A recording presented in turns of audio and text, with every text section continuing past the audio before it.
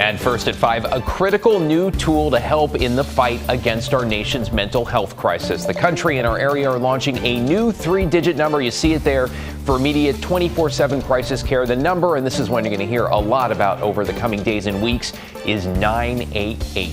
Thanks for joining us this evening. I'm David Molko. And I'm Laurel Porter. Mike Benner joins us with more on why this is so important. Hi, Mike. Hey there, Laurel. Simply put, far too many people die by suicide. In fact, in 2020, one person died by suicide every 11 minutes in the U.S. That's just not right. The belief here is that we can start bringing those numbers down by changing the National Suicide Prevention Hotline from 10 digits to 3 digits. 988. Remember that 3-digit number, because starting Saturday, dialing or texting 988 will get you in contact with a trained mental health professional 24 hours a day, 7 days a week. Really excited. 988 is going to be a new service, a new way to reach help when you're in crisis. Dwight Holton is the CEO of Lines for Life. That's the Portland-based call center that handles local calls from people experiencing a mental health crisis or suicidal thoughts. Holton believes changing the suicide prevention hotline from 10 digits to the 3-digit 988 number is a step in the right direction. We've had for many years the National Suicide Prevention Lifeline. What 988 is going to do is transform that by making it super easy to get help when you're in crisis or when you see someone else in crisis. Let me repeat what Holton just said. 988 isn't just for people in crisis, but also for people who witness somebody in crisis. This will undoubtedly lead to an increase in call volume, something Rusha Grinstead of the Oregon Health Authority isn't too worried about. Grinstead says Oregon has invested a significant amount of money in crisis care infrastructure. We are giving our 2 988 call centers the resources to staff and train and build up capacity to be able to handle the anticipated increase in call volume. And we are prepared for that. Beyond important when access to help is as easy as calling or texting 988. It's all about no wrong door. It's all about being easy for people to get connected with help and hope, and easy to connect people who are trying to help somebody else with help and hope too. All right, it's worth mentioning the switch over to 988 has been years in the making. It was in 2019 that the FCC first proposed this idea to Congress. It was signed into law the next year, and here we are in 2022 seeing it all come together. Again, 988 takes effect tomorrow. A long time coming, and as they said, do not be afraid to call. Thank you, Mike.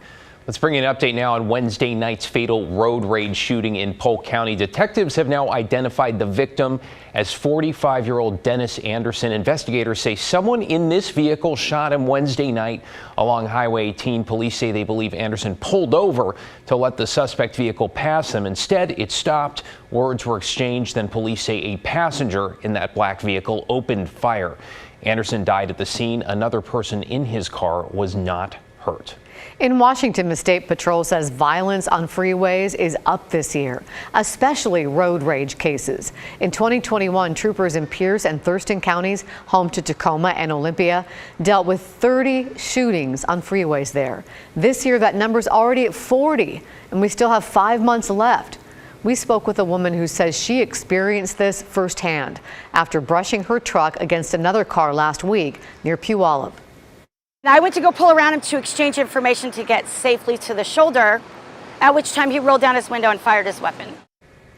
Wow, the bullet hit her engine, but luckily missed her. Troopers say if anything like this happens to you, try to remember as much of the license plate as possible. Well, we are about 2.5 weeks out from the Washington primary, which means in Clark County, ballots have just been mailed and voters are going to be thinning that field of candidates in that top 2 primary. Let's bring in Tim Gordon in Vancouver. And Tim, we are talking about everything from sheriff to a U.S. Senate seat to what could be a very heated congressional race.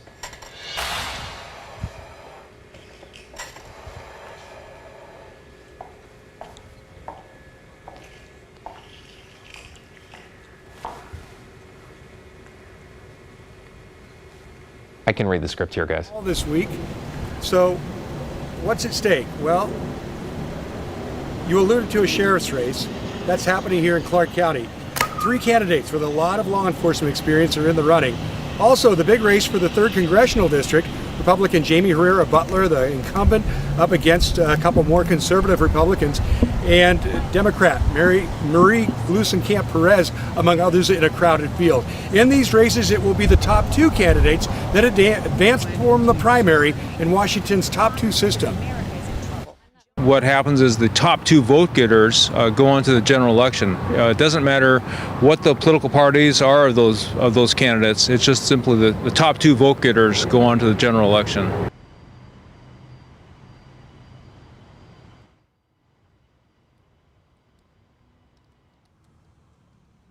Drop them in any of the 22 secure drop boxes in Clark County by 8 p.m. on August 2nd. Now, we touched on it briefly, that congressional race. We're going to talk more about that, more in depth on the story tonight at 6. Laurel? Thank you, Tim. We take you to Washington, D.C. now, where the U.S. House of Representatives passed 2 measures aimed at protecting abortion access nationwide. Neither is expected to pass in the Senate, however. The fallout from the Supreme Court's decision to overturn Roe v. Wade is our topic tonight on Straight Talk. In Oregon and Washington, abortion rights are protected, but healthcare providers say they've been thrown into chaos. Legal experts say the courts could be jammed with cases strictly because states will have different laws.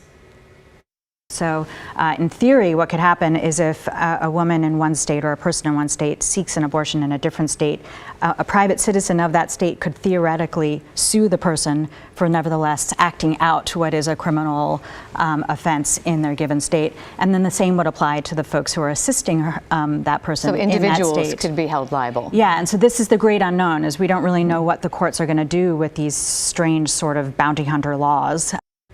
You can watch our entire discussion on the future of health care after Roe v. Wade. That's tonight on Straight Talk at 7 o'clock or anytime on our KGW YouTube channel. Well, as new COVID subvariants sweep the U.S., health leaders in Oregon are urging parents to consider getting their kids 6 months older and vaccinated. Today, Virginia Garcia and the Latino Network hosted a vaccine event in Hillsborough. And while it was for everybody, organizers say the clinic was really geared toward vaccinating kids 6 months to 4 years old, the newest eligible group there. Data from the Oregon Health Authority shows only about 5% of kids ages 0 to 4 have received their first dose. And while some parents are hesitant, doctors want to reinforce that the vaccines are safe. So overall, I would say the vaccine uptake has been somewhat slow in children, and I really do think that's because parents still have a lot of questions. My message has really been is to ask those questions, get your answers, and then make an informed decision. So another free vaccine event is scheduled for next week in Hillsborough. That's at the Virginia Garcia Memorial Health Center next Wednesday from 11 to 6. Meantime, the uptick in COVID cases has health leaders in Washington's biggest county considering a new mask mandate. Right now, cases in King County are higher than they were at the peak of last year's Delta wave. And experts believe that's probably an undercount because so many people are using rapid at-home tests and don't report the results to the government. So they're talking about requiring everyone to again mask up. We are actively considering if and when additional mandates may be needed. And I'm really encouraging everyone now to please, let's make sure we've done all we can on a voluntary basis before we have to go there. Dr. Duchin says most counties are doing well with vaccination rates, but not enough of us are getting the booster shot. Well, now to a heartwarming story of a community in Southeast Portland coming together to help a family in their neighborhood living with special needs. Christelle Kumwe shows us how. We go fishing a lot, hiking. Victoria Stoudemire wants the best for her daughter, Eliana. She is an only child. She's 6 years old. Can you say hi? Hi. And would do anything to get Ellie what she needs. It's basically just like everything that she needs is a fight to get, like through insurance, through medical providers. You know, you're constantly having to prove like how disabled she is to get what she needs to live her everyday life. The 6-year-old has cerebral palsy, epilepsy, and a feeding tube. Ellie uses this pink wheelchair to get around. But as she grows out of her car seat in the next few months, Victoria says a wheelchair van is a must. Depending on where you get them, we're looking into like a $30,000 to $40,000 range. Victoria says insurance won't cover that cost. So a few months ago, the family started fundraising efforts for a van. We've been collecting cans from our neighbors, and we go cash in cans together to add to our can pile. Piles of cans fill the backyard of their Southeast Portland home. The cans have raised them $900 so far. I was like, that is a valiant effort, but it will not get you there quick enough. That's where neighbor Lacey Fulmer stepped in to help. I have some fundraising experience, and I offered to do a silent auction for them. She reached out to local businesses and neighbors who donated tons of items. We also have some gift baskets from Starbucks, from Scentsy. We have 3 different massages that have been donated. Lacey says the event will also feature a face painter, kids craft table, and a visit from the Portland Llamas. And it's all going to raise money for the best cause. I really just want to see them win, and I want to see them with a brand new van. Victoria is overwhelmed by the support. It's just like a lot of times being a special needs parent feels really lonely, and you feel like you don't have people. And this just has like shown us how much people are there. Knowing her community would do anything for a neighbor in need. It's my pleasure, like for real.